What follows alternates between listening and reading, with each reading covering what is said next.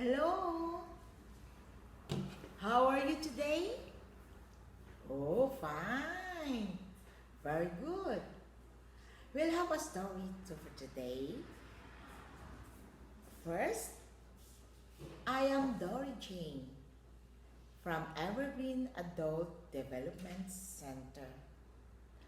The title of our story is The Princess and the Pauper.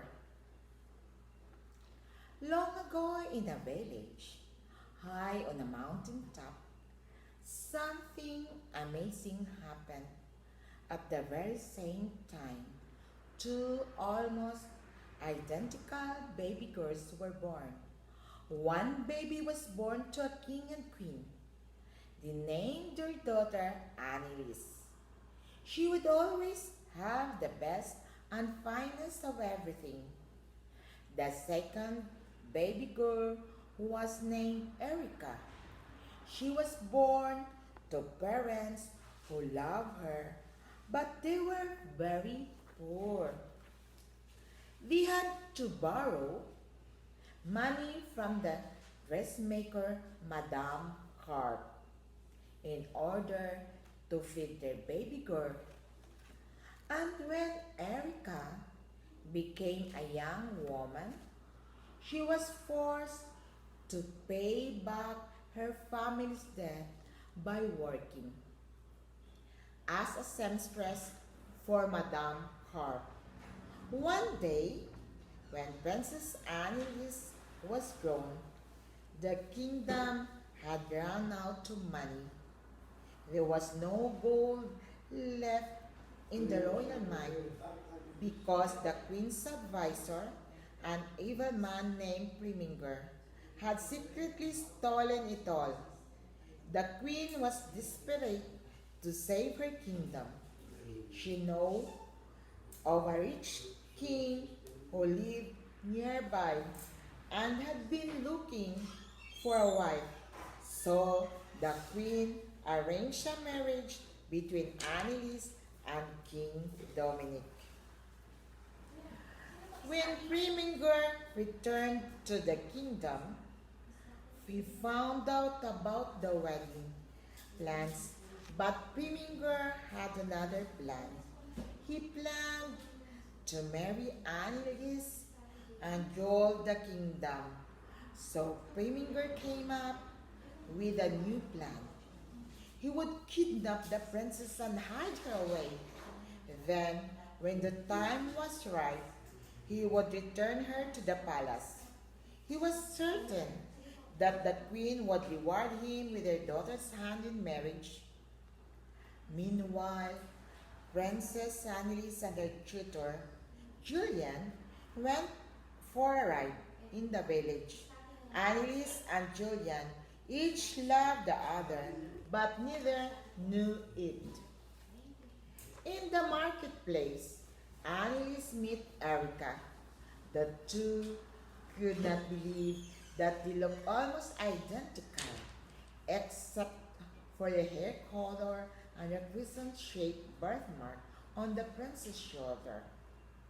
It's amazing, said Annalise. Except for her hair, we could be twins. When Annalise returned to the palace later that day, she was kidnapped by Premier's henchmen and taken to a chalet in the forest. Keep her here until the wedding to King Dominic is cancelled, said Preminger. Then we'll see who the princess marries. Julian was suspicious about the letter Annalise supposedly wrote to her mother saying that she had run away. He went to Madame Carp's to find Eureka and ask for her help. If you pretend to be the princess just for a short while, I can trick Preminger into revealing where's hiding her, Julian said to Eureka. Erica agreed, and she and Julian returned to the palace where Erica was given a blonde wig to wear.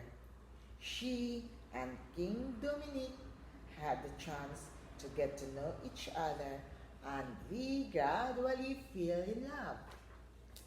Meanwhile, Anneliese escaped from the chalet but was turned away at the palace. She went to Madame Carp to find Erica, but met up with Madame Carp, who thought she was Erica. She looked the princess inside the shop. Quickly, Alice tied her royal ring and the sewing label from Madame Carp's store around her cat Seraphina's neck and sent the cat back to the palace. Preminger found the cat and realized where the real princess was.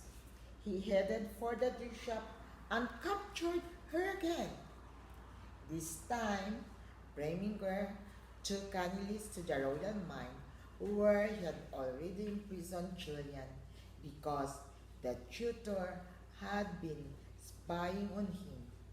Preminger planned to kill them both and marry the queen. Preminger hurried back to the palace where he accused Rika of being an impostor and told the queen that Anneliese had died in mine accident. And he blamed everything on Erica. The queen didn't believe him at first, but when she looked for the princess' present-shaped birthmark, it wasn't there. Erica was thrown into the dungeon. While in the mine, Anneliese and Julian discovered some valuable purple crystals. Then they found a way to escape through an old mine shaft. As it filled up with water, they floated to the top holding onto a barrel. At the same time, as Preminger prepared to marry the queen, Erica escaped from the dungeon and ran into King Dominic. He never believed that she would do anything to harm the princess. He told Erica how much he loved her and that he didn't care whether she was a princess or a pauper.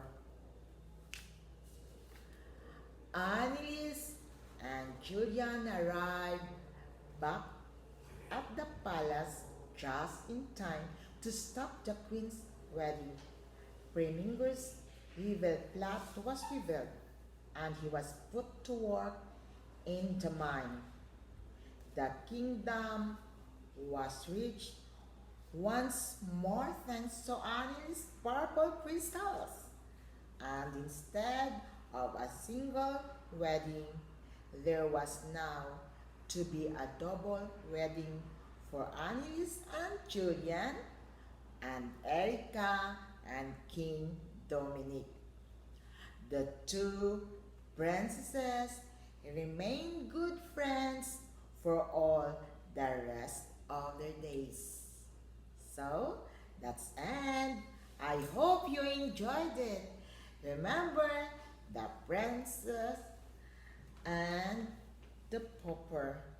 So, good day everyone. Bye.